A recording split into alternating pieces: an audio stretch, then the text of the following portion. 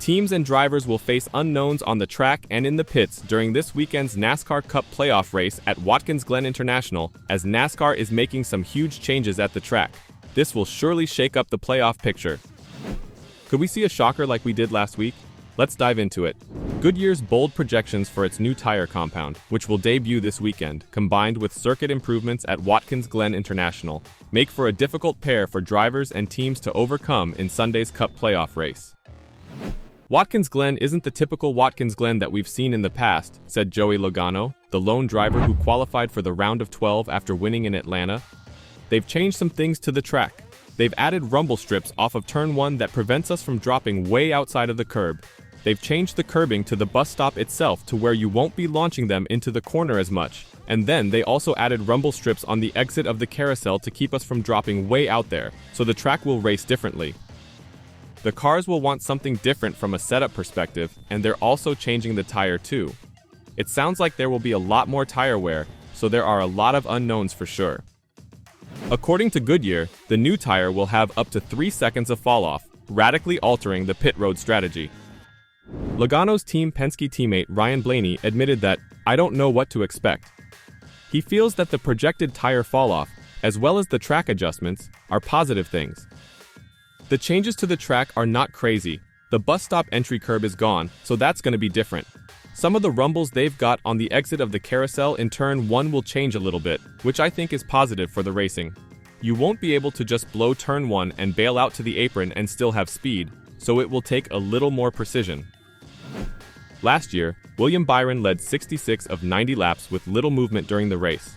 The top 5 finishers all began in the top 7. There were only 6 changes to the lead. Passing has been tricky on the blazing fast track since it was repaved a few years back. Back in June, Goodyear sponsored a tire test at Watkins Glen, inviting Tyler Reddick, Daniel Suarez, and Austin Cindric, each representing one of the series manufacturers, to test 4 different tire formulations. As a result, a totally new tire compound will be used at that circuit this weekend, which Goodyear claims will result in a dramatically different race. Speaking on the expected tire falloff, Greg Stucker, Goodyear's director of racing, said, "That, of course, can mean more passing throughout the race. It's always tricky on road courses as drivers take advantage of a limited number of passing zones. So the increased falloff should lead to more comers and goers as some drivers manage their tires and gain on the field as the runs go on." And the crew leaders appear to agree. Legacy Motor Club's Dave Ellens, who works atop the box for Eric Jones, said of the changes, "You're not going to be able to stay out on old tires and keep your track position. Like some of these guys have done in the past, you're going to have to put tires on them when the caution comes out and work hard to get that position back. This will be the most fall-off we've ever had." Teams will have a slightly extended practice at Watkins Glen, with Group A and B having 20 minutes apiece on the 2.45-mile road circuit. So, what can we expect for this race after the changes, and who will have to be vigilant? Aric Almirola, a semi-retired NASCAR driver, is back in the number 20 Joe Gibbs racing car this weekend, and he explained why NASCAR took the effort to improve sections of the circuit for driver safety. Kyle Larson revealed Watkins Glen mouthpiece data on social media earlier this year.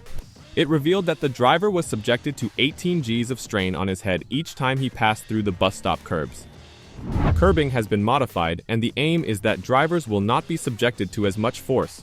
Aric Almirola spoke with Bob Pockrass of Fox Sports about the old configuration's ferocity and why drivers were experiencing severe headaches after races at the Glen. "It hurt, mostly with the Cup car. The Xfinity cars run a little bit more on standard suspension, so it's not as violent because the car is a little bit more forgiving. There's a lot more body movement in the Xfinity car, so it absorbs the high velocity of the curbs better," Almirola explained. "But the Cup cars are so rigid and they run them so stiff and they bottom out on the shock limiters. So, when you hit those curbs in the Cup car, it was just violent. We run such tight head surround foam for the headrest that your head just kind of feels like a bouncy ball in between the left and right side of the headrest. It would literally hurt, Bob." When the race was over, Watkins Glen was probably the worst headache I've had from any race I've run, and it wasn't carbon monoxide poisoning or from being dehydrated, it was from my head bouncing off of the headrest. So, next to new tires and track changes, the drivers also have to adjust to new curbing. This will certainly be a challenge for some. Will this cause for another upset this weekend? Let's take a look at the playoff picture. As predicted, the first race of the NASCAR Cup playoffs caused significant movement in the championship standings. Most notably, top seed Kyle Larson unexpectedly crashed on his own during the opening stage of the race. As a result, he lost half of his point advantage, placing him 8th in the rankings and only 15 points from the cut line.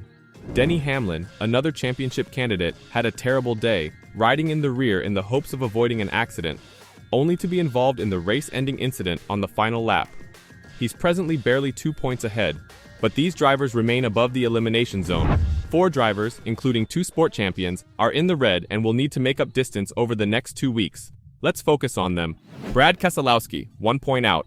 Brad Keselowski is 1 point behind the cut line, but his predicament isn't as bad as some of the others here.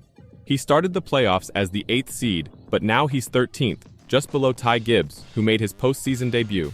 However, Keselowski has a history of struggling on road courses in the next-gen era, with Watkins Glen just ahead.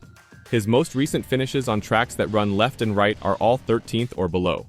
The drivers he is following have recently had significantly greater success on road courses. Therefore, the RFK Racing co-owner is in a far more dangerous position than the current point standings indicate. The 2012 NASCAR Cup champion must step up this weekend or face a possible must-win at Bristol. Harrison Burton, 16 points out. Harrison Burton's brave run at Daytona was a highlight for the Wood brothers, but no one expected the Num 21 to go far in this title fight. He was bottom in points among full-time drivers before that triumph, and while Atlanta provided a potential for him to catch up, he lost it instead. He was involved in a last-lap accident and finished 31st, 16 points behind the other contenders. Now that Burton has fallen behind, he is unlikely to make up the lost distance in the coming weeks. Martin Truex Jr. 19 points out. This is Martin Truex Jr. as final chance for a second Cup title after announcing his retirement from full-time racing at the end of the year. Unfortunately, the curse that has dogged him since a catastrophic 2023 playoffs as regular season champion has carried over into 2024. But this time, he was the lowest seed in the playoffs, giving him no room for error. His car was wrecked in a mid-race collision in Atlanta, leaving him to hobble about for the rest of the race. The driver of the number 19 now has 19 points, but it's not all terrible news. The round of 16 concludes with Watkins Glen and Bristol, both of which he has previously won at. While the gods of destiny predict further bad luck for MTJ, previous performances at these tracks indicate that the 2017 champion is down, but not out just yet. Chase Briscoe, 21 points out. Chase Briscoe surged into the playoffs with a stunning victory in the Southern 500 at Darlington, but luck was not on his favor in Atlanta either.